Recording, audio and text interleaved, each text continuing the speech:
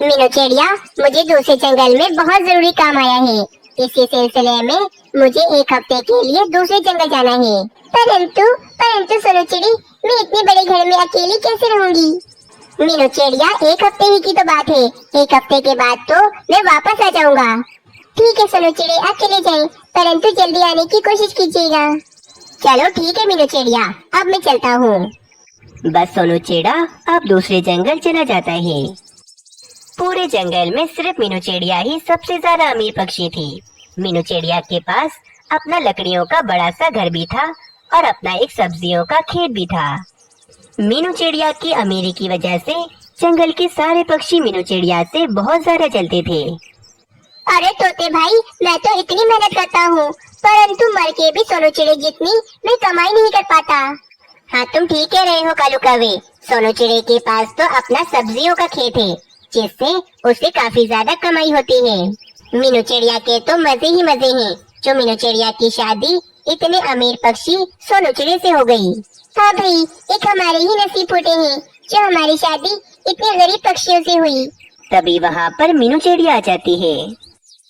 अरे वाह पक्षियों, सब एक साथ जमा होकर क्या बातें कर रहे हो? आओ आओ मीनू चिड़िया, तुम्हारी ही बात कर रहे थे हम सब पक्षी। अच्छा, मेरी बात? मेरी क्या बात कर रहे थे आप सब पक्षी? मीनू चिड़िया, तुम ये बताओ, सोनू चिड़ा नहीं दिख रहा, वो कहाँ है? हाँ, वो सोनू चिड़िया तो किसी काम से एक हफ्ते के लिए दूसरे जंगल गए हैं। मीनू चिड़िया, कितना अच्छा नसीब है तुम्हारा जो तुम्हारी शादी इतने अमीर पक्षी सोनू चिड़े से हो गई। कबूतर, मैंने सोनू चिड़े की अमीरी देखकर शादी नहीं की, बल्कि सोनू चिड़े तो दिल के बहुत अच्छे हैं, इसीलिए मैंने उनसे शादी कर ली। अरे अरे, अब बस भी कर दो, इतनी भी अच्छी मत बनो अब तुम। पक्षियों, मैं तो आप सबसे बातें करके खुश होने आई थी, परंतु मुझे क्या पता था कि आप सब पक्षी मुझसे और सोनू चिड़े से इतने ज्यादा चलते हैं। इतना कहकर मीनू चिड़िया गुस्सा होकर वहाँ से चली जाती है। अगले दिन एक बादल पक्षियों के पास आता है और उन पक्षियों से कहता है, अरे बादल भाई, कैसे आना हुआ आज हमारे जंगल में? पक्षियों, मैं आप सबको ये बताने आया हूँ कि आज से आपके जंगल में तेज बारिशें शुरू हो जाएंगी, इसीलिए आप सब पक्षी अपनी अपनी तैयारियां पकड़ लो। अरे बादल भाई, तेज बारिशें? परंतु हम पक्षियों के पास तो घर भी नहीं है, हम बारिश में कहाँ जाएंगे? देखो भाई कालू कौवे, इस बार हमने बहुत ज्यादा पानी पी लिया है, इसी कारण बारिशें तो हमें करनी ही पड़ेंगी। इतना कहकर वे बादल वहाँ से चला जाता है। मीनू चिड़िया को जब ये पता लगता है कि जंगल में काफी तेज बारिशें होने वाली हैं, तो मीनू चिड़िया तो ये सुनकर काफी ज्यादा खुश हो जाती है और वहीं जंगल के सारे पक्षी तो काफी ज्यादा परेशान हो जाते हैं। अरे पक्षियों, अब हम क्या करेंगे? मेरा तो एक अंडा भी है, अब मैं बारिश में अपने अंडे को लेकर कहाँ जाऊंगी?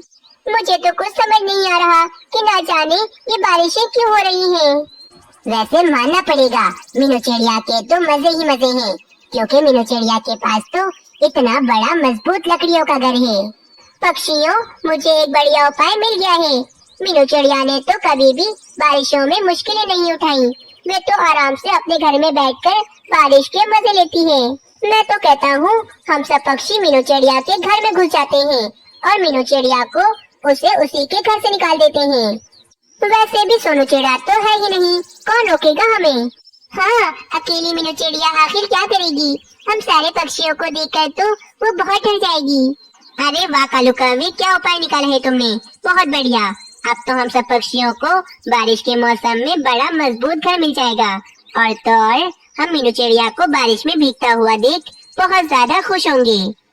हाँ भाई, इस बार मीनू चिड़िया को भी तो पता लगे कि आखिर बारिशों के मौसम में भीगने में कितना ज्यादा मजा आता है। बस वे सारे पक्षी अपने बच्चे और अपने अंडे लेकर मीनू चिड़िया के घर की तरफ चले जाते हैं।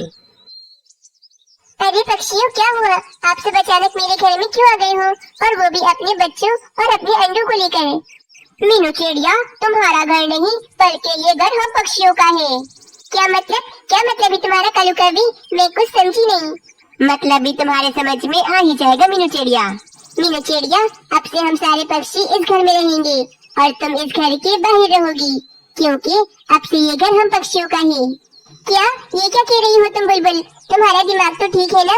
अरे बस करो मीनू चिड़िया, बहुत बहस कर ली तुमसे।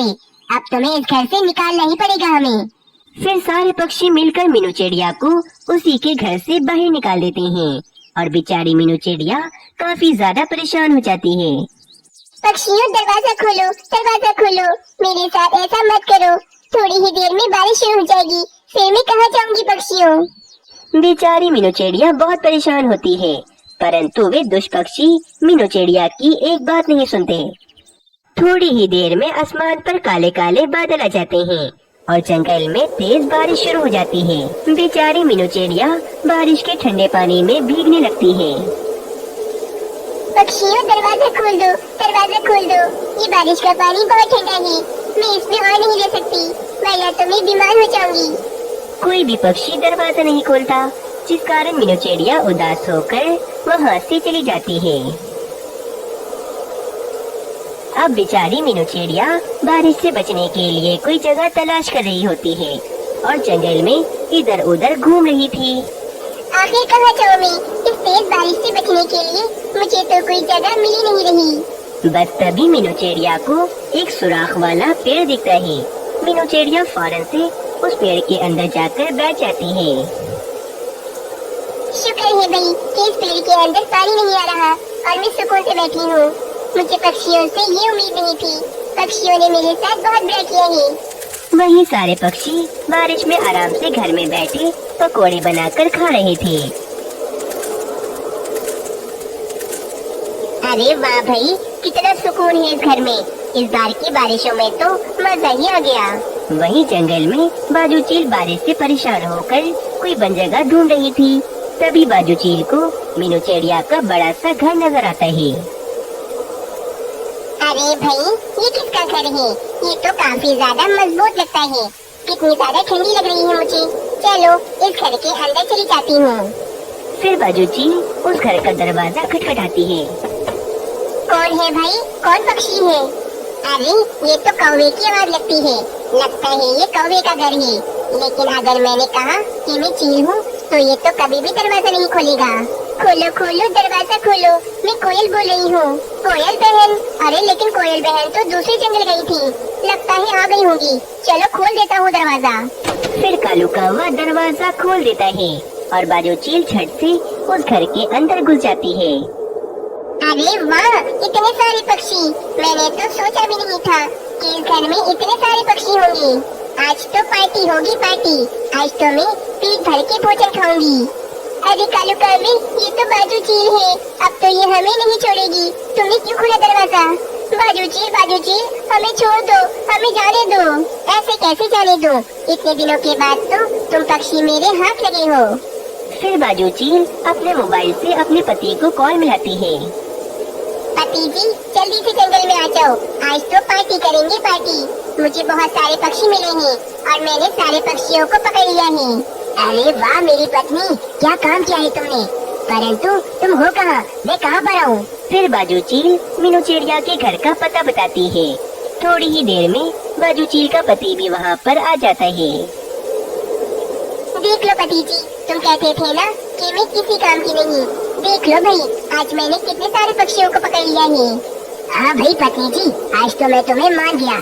चलो भाई, अब देरी नहीं करते और जल्दी से इन सारे पक्षियों का सफाया करते हैं। बस बाजू चील और उसका पति फौरन से जंगल के सारे पक्षियों को मारकर खाने लगते हैं। इस तरह जंगल के सारे पक्षियों को अपने गलत काम की सजा मिल जाती है। और वही मीनू चिड़िया बड़े ही आराम से पेड़ के अंदर बैठी होती है। दोस्तों, इस कहानी से हमें ये सीख मिलती है कि बुरे काम का हमेशा बुरा ही अंजाम होता है। मीनू चिड़िया का बचपन से ही ये सपना था कि मीनू चिड़िया एक बार चांद पर जाकर चांद की सैर करे। सुनो चिड़िया, ये चांद कितना सुंदर है ना, एकदम चमकीला। ना जाने ये करीब से कैसा लगता होगा। काश कि मैं एक बार चांद पर जा सकती। मीनू चिड़िया, तुम तो कहती हो ना कि हमें उम्मीद कभी नहीं छोड़नी चाहिए, तो फिर तुम उदास क्यों होती हो? देखना, जो चिड़ा तुमसे शादी करेगा वे तुम्हारा चांद पर जाने का सपना भी जरूर पूरा करेगा। हाँ सुनो चिड़िया, तुमने एकदम ठीक कहा।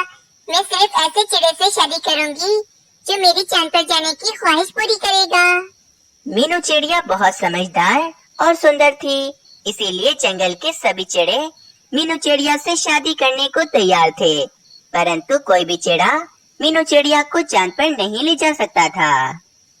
अरे तोते, तुमने सुना है मीनू चिड़िया क्या अजीब बात कर रही है।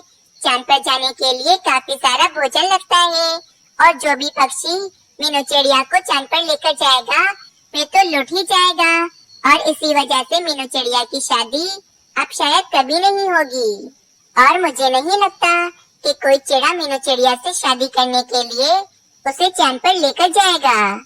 कबूतर भाई, अगर चेहरा अच्छा हो तो बात भी अच्छी करनी चाहिए। मीनू चिड़िया चांद पर जरूर जाएगी और मीनू चिड़िया जैसी समझदार चिड़िया से शादी करने के लिए किसी चिड़े को इतनी सी तो कुर्बानी देनी ही पड़ेगी। अगले दिन तोता मीनू चिड़िया के पास आता है। मीनू चिड़िया, मेरा दोस्त सोनू चिड़ा बहुत ही ज्यादा अमीर है और वे तुमसे शादी करना चाहता है और वे तुम्हारा चांद पर जाने का सपना भी जरूर पूरा करेगा। कल मैं उसे तुम्हारे पास लेकर आऊंगा, फिर तुम उससे बात कर लेना। अरे वाह, अगर ऐसी बात है तो मैं उससे जरूर मिलूंगी। अगले दिन तोता सोनू चिड़े को मीनू चिड़िया के पास लेकर आता है। अरे वाह मीनू चिड़िया, मैंने जैसा तुम्हारे बारे में सुना था तुम तो उससे भी ज्यादा सुंदर हो। मैं तुमसे शादी करने के लिए तैयार हूँ और हाँ, मैं तुम्हारा चांद पर जाने का सपना भी जरूर पूरा करूँगा। अच्छा तो ठीक है सोनू चिड़ी, पहले मैं तुम्हारे साथ चांद पर जाऊंगी, उसके बाद ही मैं तुमसे शादी करूंगी। अगले दिन सोनू चिड़ा अपने एक दोस्त साइंटिस्ट से बात कर रहा होता है। साइंटिस्ट भाई, मुझे चांद पर जाना है और चांद पर जाने के लिए कितना भोजन लगेगा? सोनू चिड़े, चांद पर जाने के लिए समय लगता है, इसीलिए हमें स्पेसशिप में खाने के लिए भोजन रखना पड़ेगा और फिर मेरी फीस तुम्हें कम से कम एक घर और 4 भोजन से भरी पोटलियाँ मुझे देनी पड़ेंगी। ठीक है साइंटिस्ट भाई, मैं मीनू चिड़िया के लिए कुछ भी कर सकता हूँ। ये कहकर सोनू चिड़ा वहाँ से चला जाता है। मीनू चिड़िया, हम चांद पर जा रहे हैं, तुम तैयारियां शुरू कर दो अब। सोनू चिड़े, मैं बहुत ज्यादा खुश हूँ, आखिर मेरा सपना अब पूरा हो जाएगा। वहीं दूसरी तरफ कालू कौवे का भी चांद पर जाने का सपना था, जो कालू कौवा पूरा करना चाहता था। मीनू चिड़िया की किस्मत कितनी अच्छी है ना कि मीनू चिड़िया का होने वाला पति इसे चांद की सैर करवाने के लिए ले जा रहा है। और एक ये रानी कौवी, जब से मेरी इससे शादी हुई है मैं गरीब से भी और ज्यादा गरीब हो गया हूँ। मेरी तो किस्मत ही अच्छी नहीं है, परंतु किस्मत बदली भी तो जा सकती है ना। मुझे हिम्मत नहीं हारनी चाहिए, मैं भी चांद की सैर करने जा सकता हूँ और देखना मैं भी एक न एक दिन